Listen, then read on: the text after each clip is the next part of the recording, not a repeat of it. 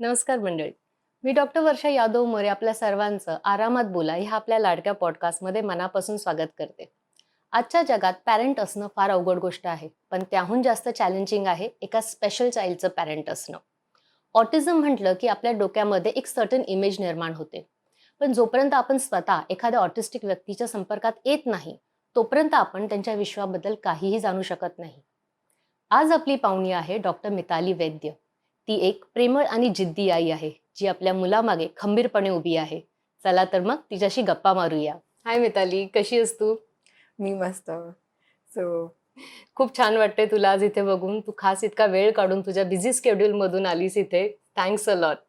Actually the pleasure is माईन. मला पण ही अपॉर्च्युनिटी दिल्याबद्दल थँक यू. की म्हणजे हा जो विषय आहे तो खूप मनाच्या जवळचा आहे माझा. सो त्याबद्दल बोलायला मला खरंच उत्सुक आहे. नक्की आज आपण खूप बोलणार आहोत या विषयावर. आणि मला ॲक्चुअली आपली मैत्री तर आहेच, पण आमच्या ऑडियन्ससाठी जरा तुझ्याबद्दल सांग ना. मी डॉक्टर मिताली वैद्य. मी कन्सल्टंट डायबेटॉलॉजिस्ट आहे आणि ठाण्यामध्ये पिनॅकल ऑर्थो सेंटरमध्ये मी कन्सल्ट करते गेली 10 वर्षापासून. माझे mister doctor Sandeep Vaidya paediatric orthopaedic surgeon आहेत आणि पिनॅकलमध्ये along with the other orthopaedic doctors. So it's a orthopaedic super speciality hospital आणि तिथेच मी पण कन्सल्ट करते. इन ॲडिशन टू दॅट मी RDI कन्सल्टंट पण आहे, which is relationship development intervention आणि ऑटिझमसाठी ती एक थेरपी आहे. ओके. आता तू ऑटिझमच्या थेरपीबद्दल म्हणालीस. जरा ॲज अ डॉक्टर म्हणजे ऑटिझम हा शब्द आहे ना, खूप आजकाल ऐकू जातोय. म्हणजे पूर्वी मे बी ह्याचा इतका उल्लेख नाही केला जायचा. पण आता हे त्यावर मूव्हीज निघतायत, त्यावर लेख लिहिले जातायत, पिक्चर्स निघतायत. तर हा ऑटिझम जरा एक्सप्लेन कर ना आम्हाला.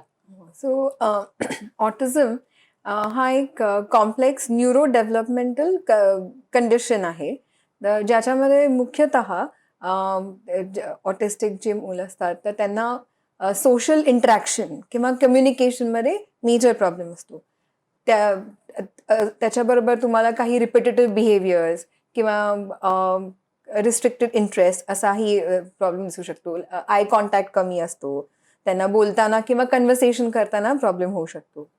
त्याबरोबर इंटेलेक्च्युअल इम्पेअरमेंट वगैरे असू शकते.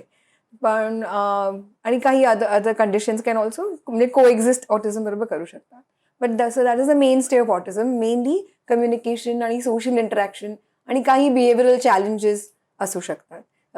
म्हणजे काही सेन्सरी मोटर प्रॉब्लेम्स म्हणजे हायपर सेन्सिटिव्ह असणं काही साऊंड्स किंवा लाईट्सना आणि त्यामुळे उद्भवणारे प्रॉब्लेम्स ऑटिझममध्ये आपल्याला मुख्यतः दिसतात.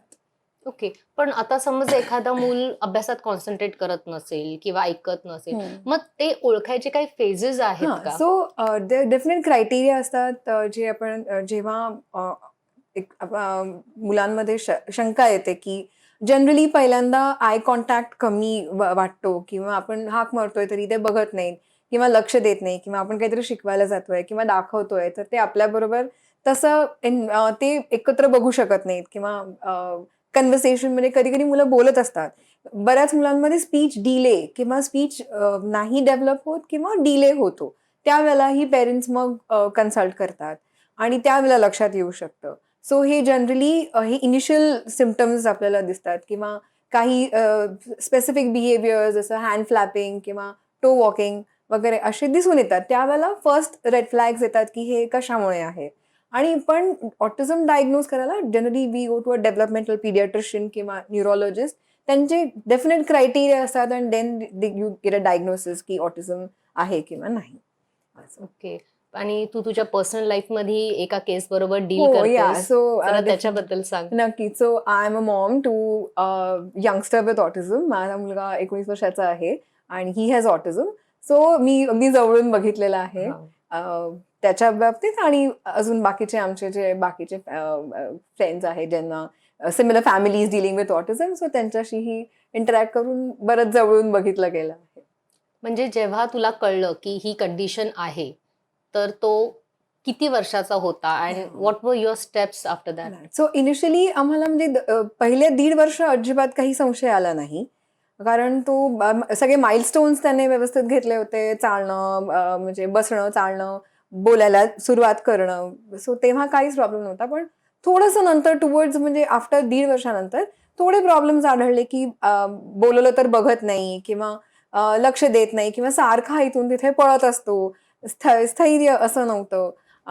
मग तेव्हा असं आणि जेव्हा बाकीच्या मुलांकडे बघितलं थोडंसं तेव्हा दिसलं की थोडं म्हणजे एक समजण्यामध्ये पण थोडी कमी आहे. तर मग तेव्हा आम्हाला डाऊट यायला लागला and since we are medicos तर थोडं असं वाटलं की हे probably this could be autism but we didn't know. मग आम्ही पेडियाट्रिशियनना त्याचं दाखवलं की आम्हाला शंका आहे. मग त्यांनीही ऑब्झर्व्ह केलं आणि then we went to a developmental paediatrician. जिथे आम्हाला पहिल्यांदा दिसत की हे म्हणजे ऑटिझम असू शकतं because it was very young. पण आणि नंतर मग he got a confirm diagnosis की ऑटिझम स्पेक्ट्रम डिसऑर्डर आहे. सो इनिशियली असं वाटलं की ठीक आहे थेरपी मग त्याच्यानंतर ऑफकोर्स थेरपीज वगैरे चालू होतात. सो तेव्हा एक फिलिंग असते की we'll work very hard, we'll work intensely on this आणि समहाव आपण ह्याच्यातनं बाहेर काढायचं आहे आणि आपण काढू because we are going to be so sincere about it. मग that was the first feeling that we had. आणि मग त्याच्यानंतर जसं एक दिस मदर चाइल्ड प्रोग्राम जो उम्मीदमध्ये मुंबईला असतो. दॅट वॉज व्हेरी हेल्पफुल कारण इनिशियली जेव्हा यू नो की काहीतरी वेगळं आहे about your child so you lose that confidence की एरवी you know how to nurture your child कसं वाढवायचं आहे. पण हे जेव्हा असं वाटतं की अचानक काहीतरी वेगळं आलंय आणि माहिती नाही कसं डील करायचं त्यावेळेला it was a good support की they told us how to teach him किंवा काय कसं शिस्त लावायची किंवा काय करायचं अशा अनेक गोष्टी त्यांनी सांगितल्या. 3 मंथ प्रोग्राम होता. सो त्यात ते केल्यानंतर थोडासा कॉन्फिडन्स आला होता की we can handle this situation. त्याच्यानंतर जसं जसं दिवस पुढे जात गेले थेरपीजला नेत गेलो. सो डेव्हलपमेंट होत गेली डेफिनेटली. पण थोडं हेही रिअलाइज होत गेलं की तो जो इनिशियल एक हे होता की नाही ह्याच्यातनं आपण बाहेर काढू ते कदाचित पूर्णपणे शक्य नाही होणार हे थोडं रिअलाइज व्हायला लागलं आणि पण प्रॉबेबली द फॅमिली सपोर्ट एक पॉझिटिव्हिटी जी सगळ्यांमध्ये होती तर त्याच्यामुळे इट वॉज ओके म्हणजे की नाही नसेल it is not the ideal situation किंवा अगदी सगळ्यांसारखं जरी नसेल किंवा व्हॉट वी इमॅजिन तसं एक्झॅक्टली जरी हे बालपण किंवा हे दिस मदर चाइल्ड रिलेशन किंवा फादर चाइल्ड रिलेशन नसेल तरी इट इज इक्वली ब्युटिफुल. म्हणजे तो एक it was a learning curve. Initially वाटतं की कारण आपण when the babies being born एक खूप स्वप्न असतात की मी हे करणार आहे ते करणार आहे I am going to do this I am going to do this. तर ते थोडंसं रिअलाइज व्हायला लागलं. Of course autism as a said as you asked about autism it is a spectrum. तो एक महत्त्वाचा thing we have to know about it की spectrum म्हणजे पूर्ण वेगवेगळ्या कपॅसिटीची मुलं किंवा केपेबिलिटीची मुलं त्याच्यात दिसतात. So it is one end जिथे there is severe intellectual impairment non verbal असू शकतात आणि त्यांना बरंच हेल्प लागू शकते. At the other end they can be जिथे सगळं बोलणं वगैरे सगळं व्यवस्थित येत असतं. ऑल अदर माइलस्टोन्स पण सगळे व्यवस्थित होतात आणि बऱ्यापैकी ते सोसायटीमध्ये इंटिग्रेट होऊ शकतात. पण तरी काही प्रमाणात त्या काही सिम्पटम्स आपल्याला दिसू शकतात. So your child can be anywhere on the spectrum. So जेव्हा थेरपीज आम्ही सुरू केले किंवा आजूबाजूला दिसायचं की काही काही मुलं जी बोलत नव्हती ती बोलायला लागली किंवा काही काही जण अजून काही करायला लागली आणि देन समटाईम्स यू रिअलाइज की okay but my child is it but then it became okay because development होत होती. So then it was like fine. That was a learning part की जिथे तुम्ही you look at the positive aspect की whatever it is him आणि त्याच्यात whatever रेटनी development होते at least we can enjoy that की ते आपण त्याच्याबरोबर अनुभवू शकतो.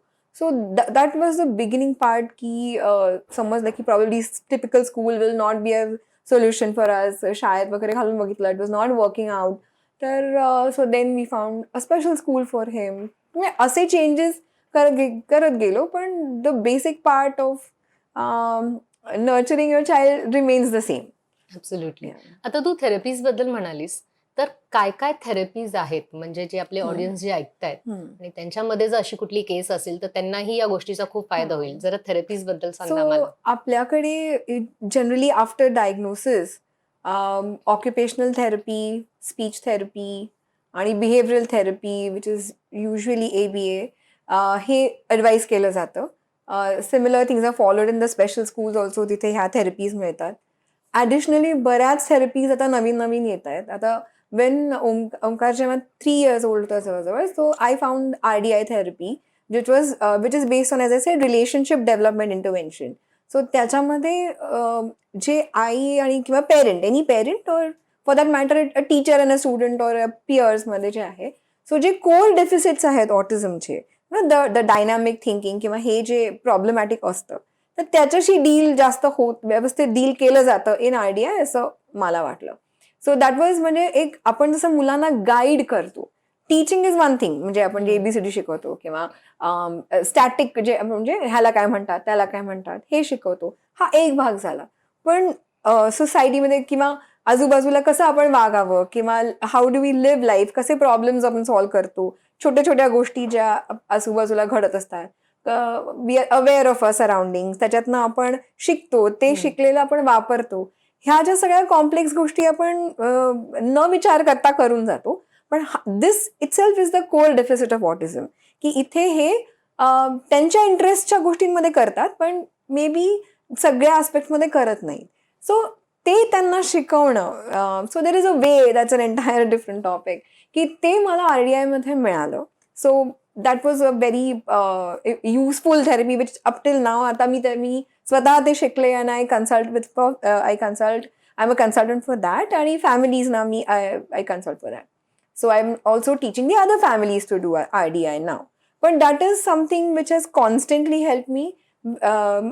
ओंकार बरोबर सगळं करताना तर शिकवताना along with the other vocabulary and all, तो मला खूप आमच्या लाईफमधला एक इम्पॉर्टंट पार्ट आहे. In addition to that there are many therapies around, म्हणजे ऑक्युपेशनल थेरपीमध्ये it is also something called as oral placement therapy for speech development. So हे वेगवेगळ्या ठिकाणी अवेलेबल असतात. So people nowadays they can take avail of it. Then there is something handle therapy म्हणून असते, क्रेनिओसेक्रल therapy, ते काही ना काही प्रमाणात, किंवा there are this reflex integration therapy असते. So we have tried a lot of things. काही work for us, some did not work so much, पण maybe in some way they did work for us. So it has been an intense journey, की every time काहीतरी नवीन कळलं तर we get in to it, की dietary changes किंवा ते सगळं पण थोडंफार केलं आहे. So a lot of many different therapies, पण there was single way intention की there has to be this gradual development. Absolutely. म्हणजे तुझाही खूप अभ्यास झालेला आहे या हो, फील्डमध्ये. सगळ्या पेरेंट्सचा होत जातो, कारण you need to know that, you need to advocate Exactly. For your child and see what is best for him. Absolutely. तू बरेच इंटरनॅशनल सेमिनार्सही अटेंड केले या हो, संदर्भात, हो. तर त्याबद्दल तुझा अनुभव सांग मला. या म्हणजे जेव्हा असं काही वेगळं, so as a reflex integration therapy आणि हँडल वगैरे, हे this was a little way we had to go abroad and learn it. So that was the main thing. आणि आयडिया अगेन इट्स म्हणजे इट्स US बेस्ड थेरपी आहे, which I like got myself trained in to. आणि आता even in India it is available. So पण त्याचा म्हणजे फायदा, जे एक्झिस्टिंग थेरपीज आहेत त्याच्यावरती अजून थोडंसं I thought की the dynamic thinking part जो होता, which that was very well dealt with in RDI. So मला ते पटलं. As a medico also it made sense to me. So mummy त्याच्यामध्ये अजून जास्त, म्हणजे that is now a part of our life. It's like a way of life for us. Absolutely. आता बोलतो आपण की मेडिकल सायन्सने इतकी प्रगती केली आहे, खूप साऱ्या गोष्टी म्हणजे गर्भात असतानाच मुलांबद्दल कळतात, पण ह्याचं नाही कळू शकत का? म्हणजे हा जो इश्यू आहे. अजून तरी there is no test, definitive test to tell you whether the unborn child will have autism after being born, किंवा even after birth there is no definitive test to say की ह्यांना ऑटिझम होणार आहे का किंवा आहे का. Autism diagnosis is also again की based on the observation of the child आणि क्वेश्चन जे आपण पेरेंट्सना विचारतात. अशी कुठली टेस्ट नाहीये जी सांगेल की हे टेस्ट केले की हो ह्यांना ऑटिझम आहे, असं नाहीये. त्याच्यामुळे Okay. असं अजून सांगता येणार नाही की प्रीनेटल टेस्ट वगैरे अशी नाहीये की आपल्याला कळू शकेल की आहे का, बेबीला होणार आहे का ऑटिझम, किंवा अजून कारणच मेन कळलेलं नाहीये की कशामुळे होतं. Is it something, so it is totally, म्हणजे एन्व्हायरमेंटल फॅक्टर्स आहेत की जेनेटिक आहेत की कॉम्बिनेशन ऑफ बोथ. सो हे काहीच माहिती नसल्यामुळे म्हणून ते प्रिव्हेंट करणं शक्य एक्झॅक्टली. नाहीये. म्हणजे you just cannot predict it. No. It can happen to anybody. Anybody, yes. So मला एक सांग, की आता ही जी तुझी सगळी जर्नी होती, you are learning so much about it. तर as yourself are a doctor, तर तू ॲज अ डॉक्टर हे जे तू चॅलेंज फेस करतेस, पण अशाही आया असतील ना, ज्या म्हणजे एकदम मे बी शिकलेल्याही नसतील आणि त्यांच्या मुलाला जर हा प्रॉब्लेम झाला, हम्म. तर त्यांनी कसं हे फेस करावं? म्हणजे काय बेसिक गोष्ट सांगशील तू त्यांना? आय गेस ऑटिझम एकदा डायग्नोसिस बिकॉज थोडं ही मुलं वेगळी वायर्ड असतात असं म्हणता येईल. सो कधी कधी पेरेंट्स ना त्यांच्याशी ते रुटीन आपण जसं मुलांना वाढवतो तशा पद्धतीने कधी कधी वाढवताना प्रॉब्लेम येऊ शकतात की they not able to reach the child. पण जर व्यवस्थित थेरपीज जे आपल्याकडे अवेलेबल आहेत ते जर सिन्सिअरली केले ना तर I think any mother can do it for a child. म्हणजे ते सगळ्यात महत्त्वाचं आहे की तुम्ही काम करत राहणं त्यांच्याबरोबर आणि जस्ट डोंट गिव्ह अप की ह्याचं काही होऊ नाही शकणार. हे जर नाही केलं, so if any mother with love and patience if ते काम करत राहिले, तर regardless of education or anything, I am definitely sure की they can make a difference for a child. की ते म्हणजे सातत्याने त्यांना शिकवत राहणं, त्यांना त्यांच्याकडनं करून घेणं, त्यांना आपल्या आयुष्यातला भाग बनवणं. आणि as I said autism is essentially a sensory motor processing disorder also. So त्यांना कदाचित थोडा वेळ लागेल किंवा ते काही जिथे हायपर सेन्सिटिव्ह असेल तिथे आपण त्यांना काही प्रोटेक्टिव्ह डिव्हाइसेस देऊ शकतो. त्यांच्यासाठी थोडं मॉडिफिकेशन, थोडे लाईट्स डिम केले, थोडे आवाज आपण ॲडजस्ट केला किंवा त्यांना काही जो सपोर्ट पाहिजे तो दिला किंवा क्लटर काढला आणि त्यांना they help them focus on what they are doing. ते सगळे ॲडजस्टमेंट्स करून सो दॅट एक so if that parent is creative आणि ऑब्झर्वंट असेल ना, म्हणजे की काय काय माझ्या मुलाला जास्त आवडतं किंवा कुठल्या वातावरणात तो जास्त तो किंवा ती जास्त चांगलं परफॉर्म करू शकते, ते घडवून जर आणलं तर इफ तेवढं असेल आणि सातत्याने जर काम करत राहिलं तर त्यांना आपला जे काही आपण रोज आपण करतोय त्यांना त्याच्यातला भाग बनवलं तर नक्की फरक पडू शकतो कुठल्याही मुलामध्ये. ते तर नक्की आहे. ऑटिझम म्हटलं की मेडिकल चॅलेंजेस आलेच. तर असं काही आहे का ट्रीटमेंट त्याच्यामुळे की ऑटिझम पूर्णपणे बरा होऊ शकतो? Okay, so basically, we have to understand that autism is not a disease. It is a disorder or a condition. It is a way that the person is. So, autism study per se, there is no medicine. But autism मुळे जे challenges येत आहेत, so हे जे आपण therapies करतो आहे, through them हे challenges आपण कमी करतो. सो त्यांच्यात ही डेव्हलपमेंट होत जाते with every day. if you're teaching them, if something new, exposing to different things, definitely development होत जाते. आणि काही गोष्टीच्या आधी प्रॉब्लेमॅटिक असतील त्या बऱ्यापैकी कंट्रोलमध्ये येतात. सो इंटेन्सिटीची ऑटिझमच्या सिम्पटम्समुळे काही प्रॉब्लेम्स येत असतील, त्याची इंटेन्सिटी कमी कमी होत जाते with work. So that is a main stay की जेव्हा आपण ऑटिझम म्हणतो तर हे सगळ्या गोष्टी आपण करतो की the intensity of the problems becomes less. पण autism per se will not go away but that can be managed.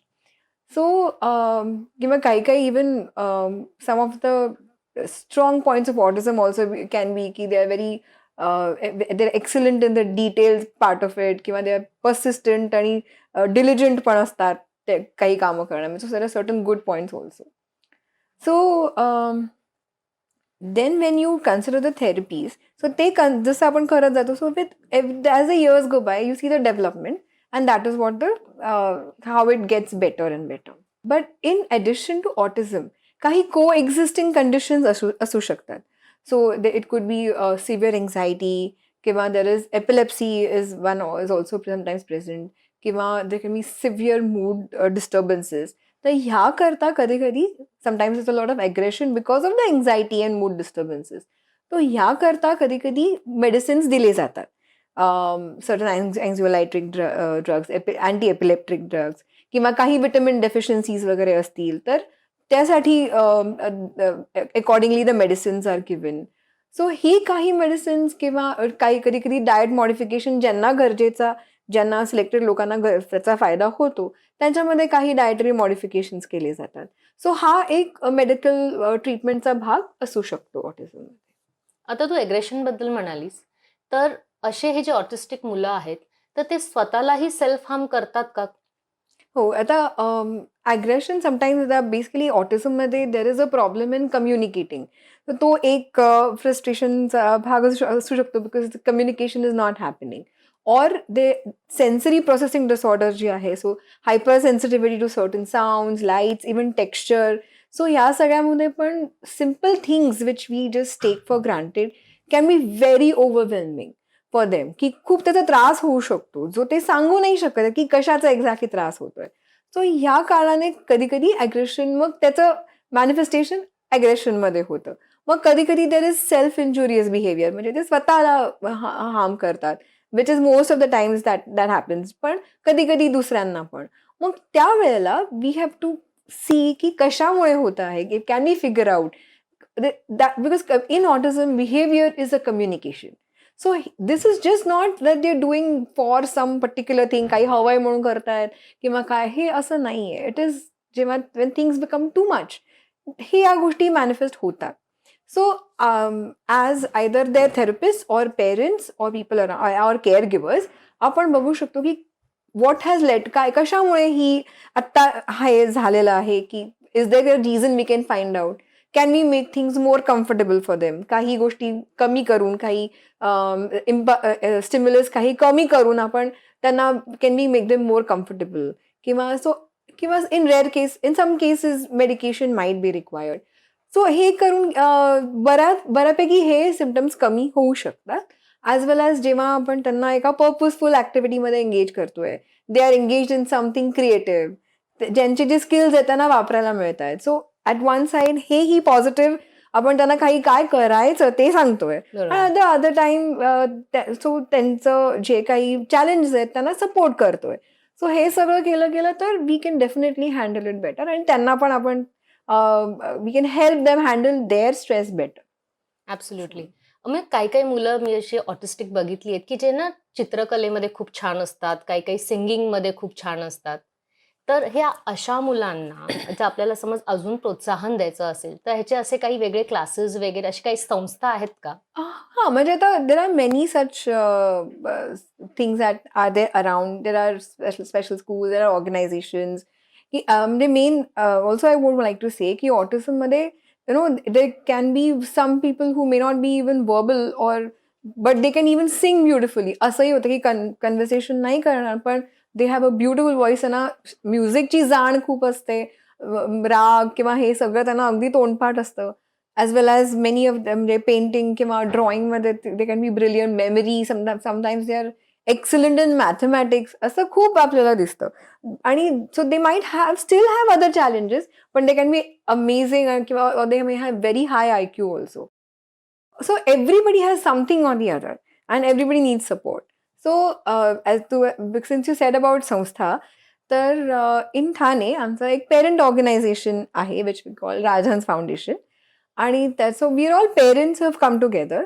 So Mrs Manisha Seelam, ज्या एक स्वतः एक आई आहेत एका यंग ऑटिस्टिक मुलाच्या, and she is also an amazing artist, आणि खूप छान काम करतात ते. So she started this group initially social मीडियावर, की तेव्हा ऑटिझमबद्दल फार माहिती नव्हतं. तर एकत्र येऊन आपण ह्या गोष्टीचा शोध लावूया किंवा शेअर करूया एकमेकांशी इन्फॉर्मेशन किंवा काय. So that started as a social media group. Eventually parents started joining in, आणि मग वी थॉट की अजून काहीतरी त्याला आपण केलं पाहिजे. सो मग एक पेरेंट आम्ही जॉईन होऊन गेलो त्यांना, आणि आज it is about 80+ families are connected together. आणि संस्था, yes, it's a registered organization and we are working with adults with autism as well as children. पण सगळ्यात important, it's like a family. So Rajhans फाउंडेशनच्या under we have a vocational training centre, जिकडे we teach vocational skills to adults with autism, आणि we are now trying to create job opportunities for them. Oh. So eventually they have this key, okay, after training there is a job that we go to. And they can also be self-reliant, ते होऊ शकतात. So that is one part. There's also this parent support group, जिकडे information can be shared about therapies, कुठे काय आहे, काय चालू आहे, about opportunities which are there around. आणि आम्ही पण म्हणजे आजूबाजूला पण बऱ्याचशा शाळा, बऱ्याच कॉम्पिटिशन्स ठेवतात, जिथे मग this information is shared. Then so many of our youngsters they take part. आम्ही पण like every April we organise a cultural event where all our youngsters they participate. आणि असं नाही की तुम्हाला you have to be extremely good तरच तुम्ही जे तुम्हाला स्किल येते whatever you can you can have the opportunity to present on the stage and it is a beautiful event.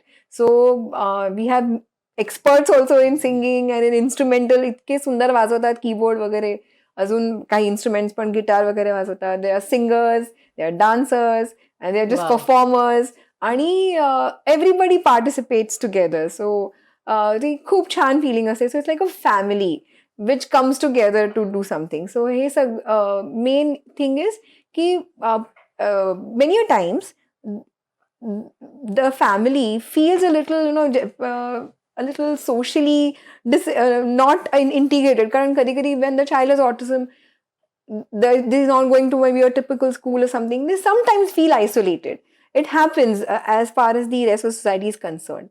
But so किंवा कसं मुलाला मी नेऊ बाहेर, he might have a behavioral issue, थोडे थोडे भीती होते बरोबर. गार्डन मध्ये न्यायला. In fact it should happen but society sometimes always may not B supportive. तर थोडं पेरेंट्स घाबरतात सोशल प्लेसेस मध्ये न्यायला किंवा काय. But when we are all together and we are visiting places, मग तेव्हा हे डिफरन्स राहत नाही अँड पीपल फील मोटिवेटेड की आपण करूया and it's a lot of fun. So opportunity is very, so equal opportunity is extremely important for everyone, just like the other any other individual. Even for our youngsters or children with autism, to be given the opportunity is really important. Absolutely. आणि तुमचं राजहंस foundation त्या दिशेने खूप एकदम सुंदर काम करत आहे. Yeah. You talked about the opportunities, job opportunities. तर आता ही जी मुलं आहेत त्या संस्थेमध्ये, तर त्यांना पुढे जाऊन म्हणजे असे काही जॉब ऑपॉर्च्युनिटीज तुम्ही अवेलेबल करून दिलेत का? हो. So we have been vocational training, we have been giving them since many years now. So त्यातले आता काही मुलं आहेत जे दे आर रेडी. म्हणजे अजून फरक तर नाही पडणार पण they are already ready. So why not promote them from the training part to so now they are employees sort of thing. So Okay. let's start a project where we see whether this is feasible.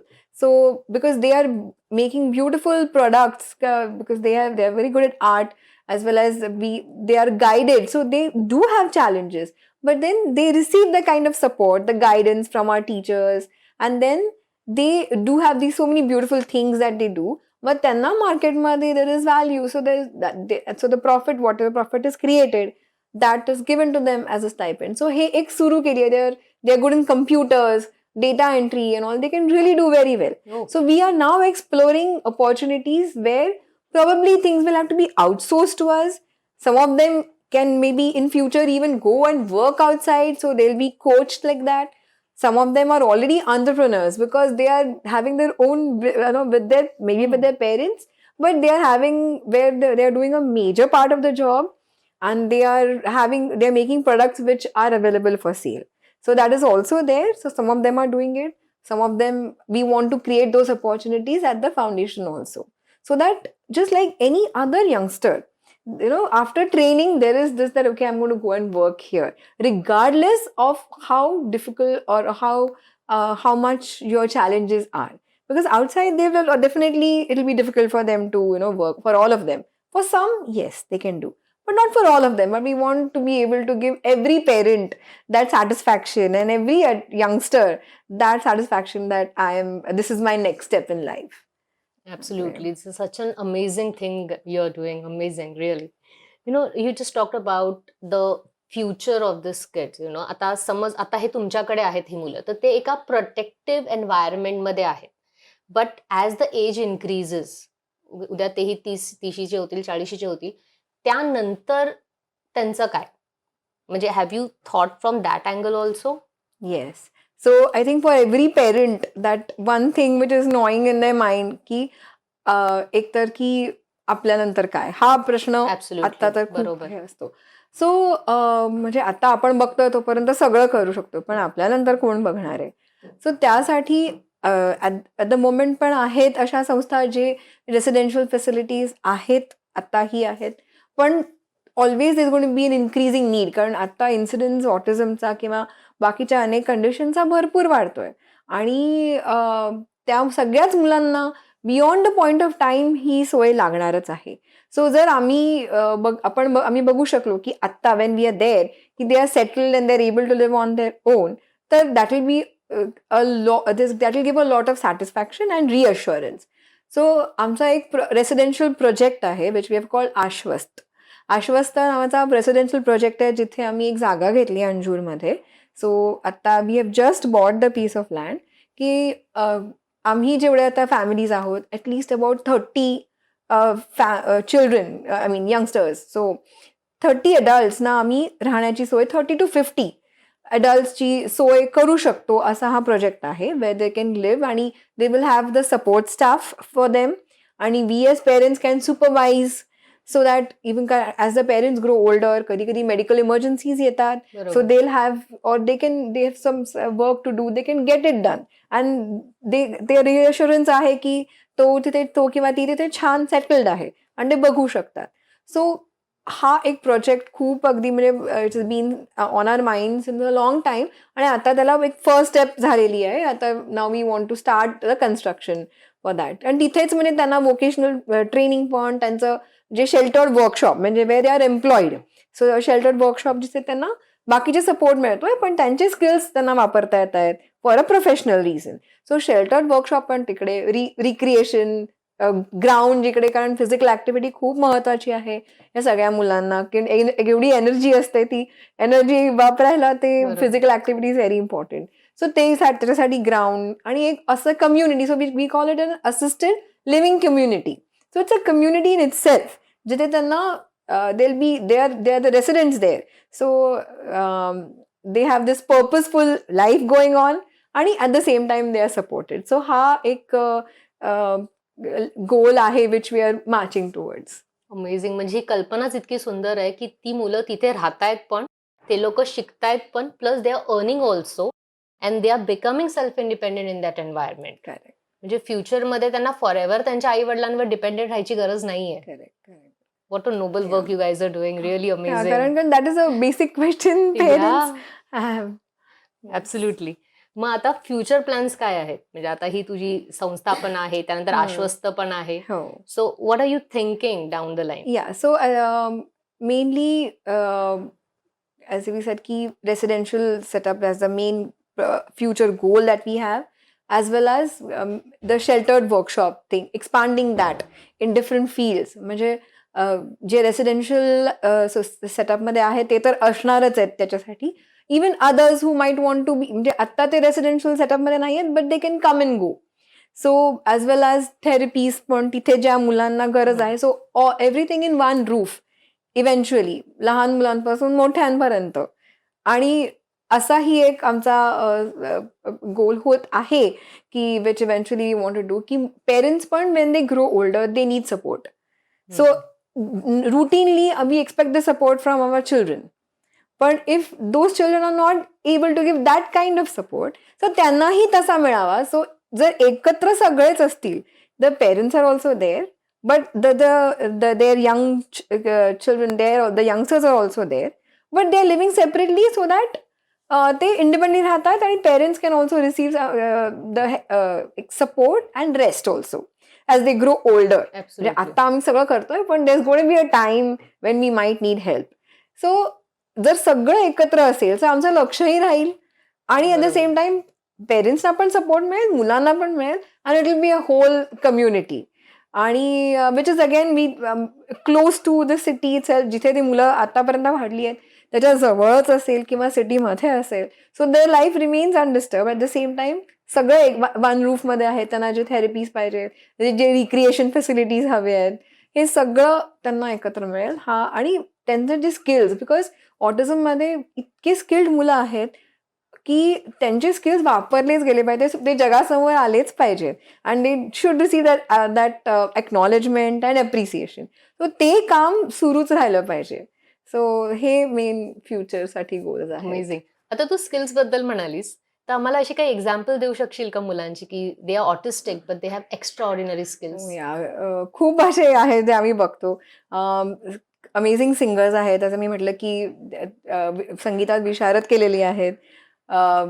डान्सचे अनेक exams दिलेले आहेत आणि अप्रतिम dance म्हणजे classical Kathak as well as Bollywood style वगैरे करणारी म्हणजे there is a girl in our class who does that. So असे अनेक आहेत. पेंटिंग खूप सुंदर ड्रॉइंग काढणारे आहेत आणि एकदम एफर्टलेसली करणारे. They are people cooking, excellent cooking करणारे, म्हणजे पुरणपोळी पासून वाव. केलेले आहे आणि फ्युजन कुकिंग वगैरे हे करणारे आहेत. There is one who he क्विलिंगचे डॉल्स बनवतात. इट्स व्हेरी क्रिएटिव्ह आणि ते इतकं प्रेसिशन लागतं त्याला की आम्ही ट्राय केलं तरी आम्हाला ते येत नाही. असे ते इतके सुंदर क्विलिंगचे डॉलसाठी. So he does it with his mother. But ते क्विलिंग करणं, ते जे तो जो प्रेसिशन आहे अमेझिंग. आणि कितीही लांब ते असलं तरी ते व्यवस्थित करून आणि म्हणजे इतकं की काम they really enjoy doing that work. म्हणजे बरेच सिंगिंग वगैरे तर खूपच आहेत. इन्स्ट्रुमेंटलमध्ये ब्युटिफुली ते प्ले, म्हणजे खूप सुंदर कीबोर्ड वाजवतात, गिटार वगैरे पण वाजवणारे आहेत असे. आणि खूप असे आहेत की म्हणजे टॅलेंटची ज्यांना कमीच टॅलेंट. नाहीये. हां. आणि म्हणजे कधी कधी आपल्याला बघून वाटणार नाही की म्हणजे जसं आपण काही बिहेवियर्सवर गेलो तर वाटणार नाही की एवढं सगळं आहे, करू शकतात. बट जेव्हा when you see that art and all those skills, then you are really amazed. Plus there are that one part is there, and there are others also who म्हणजे एक्स्ट्रॉर्डनरी स्किल नसली तरी every time काहीतरी नवीन शिकतायत. And they in spite of the challenges they are trying to put the foot forward and learn something which you are doing. So तेही बघायला when you see की अरे at one point of part they could be difficult to manage or teach, but at the other, in an other instant ते एवढं सुंदर काम करतायत. तर ते बघणं पण एक इट्स अन अमेझिंग थिंग की म्हणजे खूप असं एक्सप्लोअर करण्यासारखं आहे. बरोबर. As parents or teachers we learn new things every day. म्हणजे आमची मुलंच ना, म्हणजे आम्ही अक्षरशः टीचर्स डे किंवा आपल्या गुरुपौर्णिमेच्या दिवशी एक वंदन त्यांनाही करतो हां. की आम्ही कदाचित तुम्हाला काही शिकवलं असेल पण तुम्ही आम्हाला त्याच्याहूनही जास्त शिकवलंय. की patience, unconditional love, all of this is it just comes when you are interacting with them. हे सगळं येऊनच जातं. सो खरंच ते म्हणजे खूप आपल्याला शिकायला मिळतं त्यांच्याकडनं की एवढं सगळं चॅलेंज असून पण every day you go and teach them something, they are complying with you. Amazing. म्हणजे तो रोज every day is a learning day for you. Yes, absolutely, absolutely. Super. आता काही असे काही सल्ले किंवा एखादी ऍडवाइस दे ना, की आता समज एखाद्या फॅमिलीमध्ये असं मूल डिटेक्ट झालं, तर पहिलं रिॲक्शन तर सगळे एकदमच मनोबलच ढासळून जातं एखाद्याचं. पण तू असं काही ऍडवाइस देशील का, म्हणजे त्या फॅमिलीजला आणि एकंदरीत आपल्या समाजालाही, आपल्या सोसायटीला? सो पहिलं तर फॅमिलीला म्हणजे I would say that you have got the diagnosis, it's definitely not the end of the world. It is just a beginning for you to know की हे थोडं वेगळं आहे आणि थोडं वेगळ्या तऱ्हेने त्याला हँडल करायचं आहे. पण जर आपण ते if you never give up, okay, so if you keep on working, keep on finding की काय काम करेल, कसं केलं तर हे असेल चॅलेंज, तर you can find help. Of course तुम्हाला थेरपिस्ट हेल्प करणार, तुम्हाला टीचर्स, डॉक्टर्स हेल्प करतील तुमचे प्रॉब्लेम्स त्याचं सोल्युशन शोधायला. पण इफ यू कीप सर्चिंग तुम्हाला मिळेल आणि तुम्ही काम करत राहिला त्यांच्याबरोबर with the love, affection and that diligence नी करत राहिला तर we have seen amazing results, amazing things happening with so many children around us की it is just a beginning of a new and different journey, but it is definitely not the end. So just शोधत राहा कुठला मार्ग आहे जो ज्याने काहीतरी फरक पडेल आणि डेफिनेटली चांगला फरक पडतच जातो. आणि येतील चॅलेंजेस, ॲग्रीड, समटाईम्स म्हणजे अराउंड प्युबर्टी किंवा हे ते चॅलेंजेस येतात. But then if you keep on searching, keep on fighting for it, eventually त्याचे पण सोल्युशन्स मिळतात.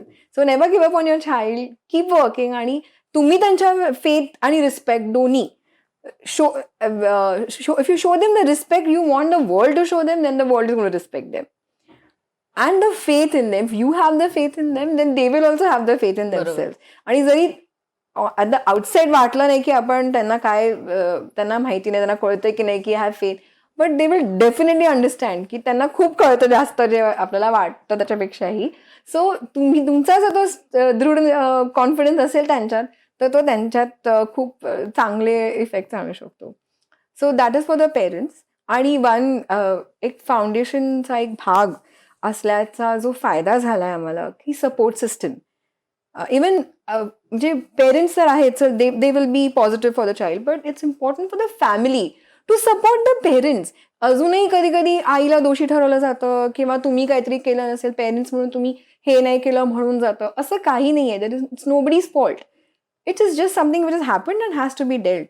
तर जर फॅमिली सपोर्टिव्ह असेल की काय नाही चला आम्ही आहोत, काहीतरी आपण त्याच्यातनं मार्ग काढूया, तर parents also feel very strong. And so ते खूप अख्ख्या फॅमिलीने सपोर्ट करावं. आणि as a society also the same thing की integrate, make them a part of you. म्हणजे बऱ्याच वेळा असं झालेलं आहे की they will not even notice that person. कारण कधी कधी त्यांना भीती असते की कसं बोलायचं माहिती नाही, बोललो तर काय होईल माहित नाही. सो तो भाग काढून टाका. Interact, see hello, maybe एवढं मोठं कन्व्हर्सेशन नाही होणार, that's fine, but show them that you have acknowledge them. आणि तिथून सुरुवात होईल. Include the family, that particular family, the child or the youngster, include them in your events, include them in your social outings or gatherings. Make sure that they are comfortable. त्यांना काही कधी कधी in a setup things can become difficult for the parent because of, as I said, की hypersensitivity असू शकते. Let them have their moment. Let them make sure that the child is safe and whatever is needed to be done. So, but support them. So integration is extremely important for the family as well as for the individual with autism. आणि त्यांना once they feel that they are accepted, मग त्यांनाही they also feel motivated to try out new things. आणि if you take the time to interact with them, you will find so many more wonders की अरे हा हे पण करतायत, अरे हे पण करतायत. But you will have to give the time and the space. तो जर दिला तर they can be a very good and functional part of the society like everybody. कारण सगळ्यांसारखं त्यांना पण फ्रेंडशिप हवी आहे, त्यांना पण रिस्पेक्टच हवा आहे, त्यांना पण एक्नॉलेजमेंट हवी आहे, जसं आपल्याला हवंय तसंच आहे. So they are not some different being, just like us, थोडेसे वेगळे, that's it. That can be taken care of. Absolutely absolutely Mitali, एवढं छान बोलली आहेस तू. आणि तुझ्या आपल्याला ह्या पॉडकास्टमुळे ना मला ऑटिझम बद्दल खूप वेगवेगळ्या गोष्टी कळाल्या. म्हणजे ऍक्च्युली जोपर्यंत आपण ह्याच्या म्हणजे संपर्कात येत नाही ना, आपल्याला कळतच नाही की त्यांच्या लाईफमध्ये काय चाललंय. आणि आय एम डॅम शुअर की हा पॉडकास्ट बघून म्हणजे ज्या फॅमिलीजमध्ये असे केसेस आहेत त्यांना खूप खूप फायदा होईल. I hope so. म्हणजे अजून की बऱ्याच वेळा जेव्हा बोलत नसतात मुलं, तर बऱ्याच वेळा असं लोकांना वाटतं की हे काय, ह्याच्याशी काय बोलायचं किंवा काय करायचं. सो किंवा त्याला काय विचारायचं, हे हवंय का ते हवंय. बऱ्याच वेळा decisions are taken for him. So तिथे पण म्हणजे give them, so they definitely have to say. Like not being able to speak doesn't mean that you don't have anything to say. हा ऍब्सोल्युटली एक खूप मोठा इम्पॉर्टंट गोष्ट आहे की बरोबर ती जे दिसतंय त्याच्यावर जाऊ नका. खूप स्किल्स आहेत, खूप गोष्टी त्यांनाही सांगायच्या आहेत, करायच्या आहेत. सो सगळ्यांसारखंच त्यांना पण तो मान दिला ऍब्सोल्युटली. गेला म्हणजे तुम्हाला पाहिजे. अशी कुठे व्यक्ती दिसली तर तिच्याशी आपुलकीने बोला, तिला विचारा हा, कसा आहेस, एक्नॉलेज, कशी या आहेस, तिला एक्नॉलेज ऍब्सोल्युटली, करा. Yes yes. त्यांना जाणीव करून द्या की तुमचं एक्झिस्टन्स आम्ही मार्क केलेलं ॲज वेल आहे. ॲज द अपॉर्च्युनिटी की नाही ह्यांना काही नाही येणार की जाऊ दे, किंवा everything is done for him. तसंही नको. Like give them an opportunity to do whatever they can. Maybe everybody skill level is different. कोणी खूप स्किल्ड असतं, कोणी कमी. पण इवन इफ त्यांच्या स्किल लेवलला त्यांना काहीतरी अपॉर्च्युनिटी दिली तर म्हणजे त्यांनाही ते खूप मोटिवेट करतं की अजून काहीतरी आपण करावं. So that is opportunity and acknowledgement, हे खूप महत्वाचं आहे. Absolutely. Opportunity and acknowledgement, Yeah. Very very important part. Thank you Mitali, खूप छान वाटलं तुझ्याशी बोलून, खूप मजा आली. आणि हा पॉडकास्ट मला कायम लक्षात राहण्यासारखा होणार आहे. Really thanks a lot. Thank you so much for the opportunity. Actually एवढं सगळं आहे की त्यातलं थोडंफार जे मला कळलंय किंवा त्यातलं थोडंफार बोलू शकले आहे. But it is like a huge world which has to be explored. Thank you so absolutely. Much. Thank you.